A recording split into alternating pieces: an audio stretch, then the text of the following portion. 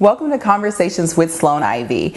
This week's show, we're going to do a rewind to the past. We are so busy getting next week's show ready for you to be such a great show that we're going to show a previous episode that some of you might have missed. So enjoy this episode and I'll see y'all next week.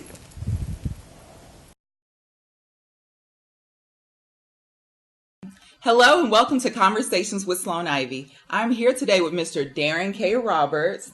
Thank you so much, Mr. Roberts, for having me here. We have been planning this for a while. I'm so glad I got to be in here to talk to you. So Mr. Roberts is the founding director of University of Texas at Austin's Sports Leadership and Innovation Center.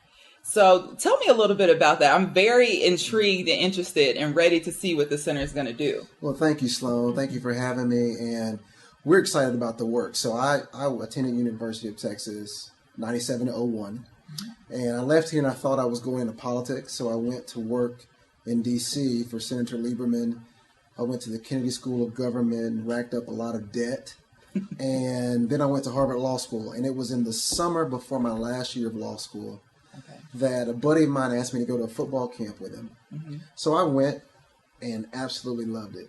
And it really forced me to rethink my views on public service and how I fit into helping young men achieve their dreams. You know, if you're a high school coach in the state of Texas, more than likely you get a whistle, someone tells you good luck, and you're off. But we're finding that, one, they're really in an influential position in that there are so many kids coming from single-parent households, and the coach is really the most influential person in their lives.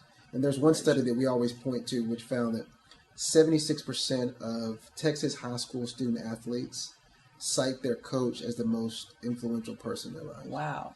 So this initiative really enables us to get to those key influencers in the sports arena and begin to support them in their efforts at cultivating young men and women of character. So our most visible sports, men's basketball, men's football, Shaka Smart and Charlie Strong. You really can't find a better combination of men of integrity and high character and then just coaching acumen in the country. So we're fortunate at UT to have that combination here.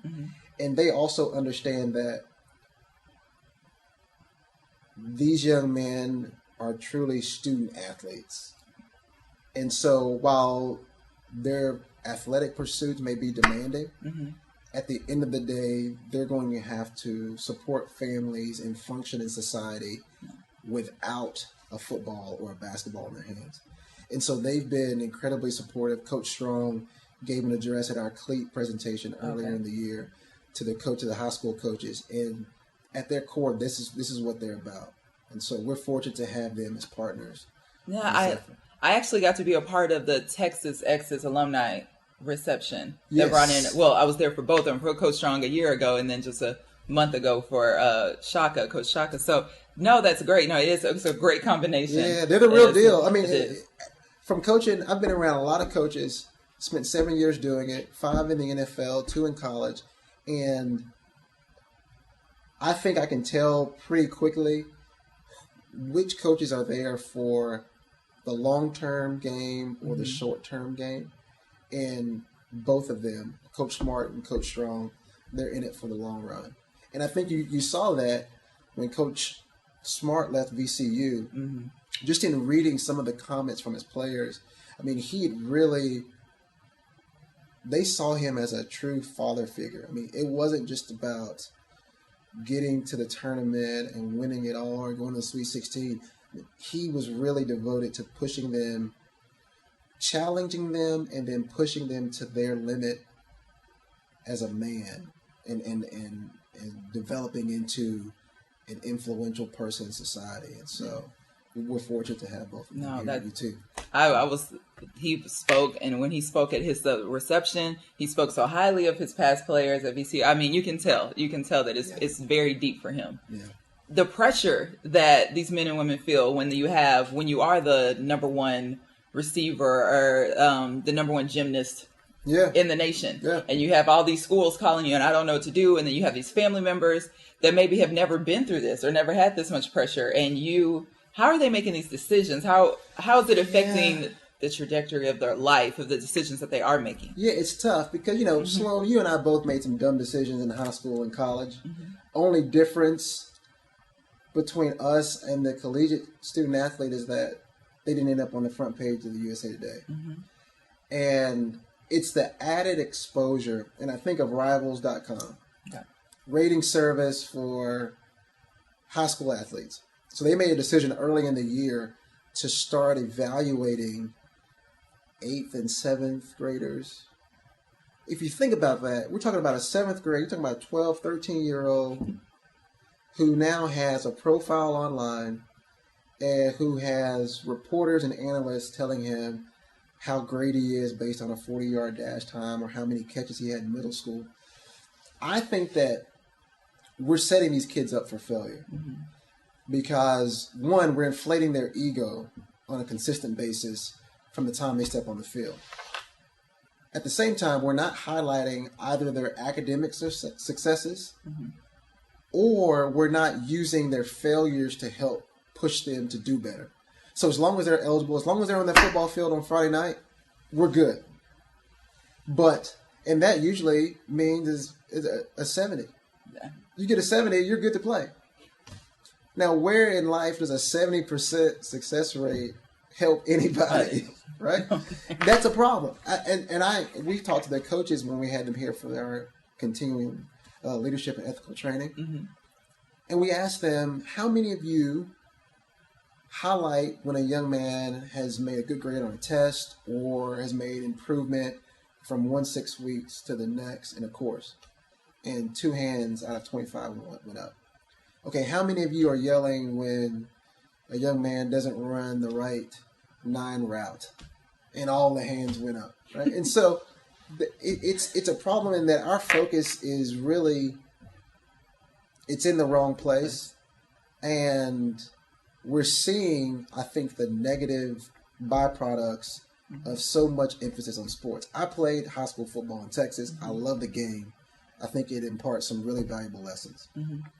I think that we as parents, as coaches, as educators, as community members, we have to devote the same enthusiasm and support around academics as we do sports. Because the kids know that we don't care about it as much as whether or not they score 3 touchdowns on Friday against the rival. Yeah. I think all men in college sports are thinking, I'm going to be that one. I'm going to be the person that goes to the pro. And they're not really, sometimes we put so much pressure on that of, football, basketball, you got it, baseball, you're going to make it. You're going to do all the, so you're not thinking, engineering degree, no, things like that. And here's the catch-22 that I found is that they all know the 1% make it to the NFL. They've all heard those stats. The problem is, especially with high-achieving athletes, you are talking to young men who they've always been the outlier. They've been the fastest kid. They've jumped the highest. They've scored the most touchdowns. So they've always believed themselves to be the exception. So now you're telling them there's a very good chance you won't make it to this next level. And the knee-jerk response is, no, I'm going to do it. Every camp, every year for 6 years, the first thing I ask all of the young men is, who's going to the NFL? Everybody. Every hand goes up. Every hand goes up. Which is great to have that confidence. It's great to have that confidence. It's great to have that confidence. Where it gets really problematic is when you're devoting the majority of your time to something that you will probably only do for 6 to 7 years, and I'm including high school. So if the average tenure in the NFL is 3.5 years, you're going to spend 4 years in high school and then, okay, let's take 4 years in college and then let's take 3.5, if you're lucky, to stay on a roster for 3.5. Well, now you're 27, 28. You've got to find some way to pay the mortgage and the car loans, and you've got to find a skill that's going to help you live past the ball. And guys don't want to hear it, but at the end of the day, and I always say this, it's going to be you sitting down at a kitchen table with bills. That's eventually where it's going. And so make your decisions based on that long-term approach. And not the short term. Okay. Well, great. Well, great. Thank you so Thank you, much. Sloane. Darren, Thank you for having me. I being appreciate here. it. No, Thank it's you. always a pleasure. Thank you. And thank y'all so much for tuning in to Conversations with Sloane Ivy, and I will see you next month.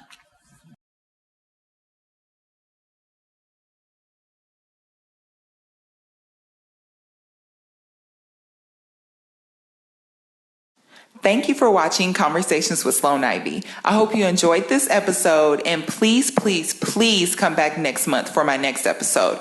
Also, subscribe to the channel. Subscribe so you can be updated with any and everything we're doing. I hope you have a fabulous day and you enjoy a conversation with someone today.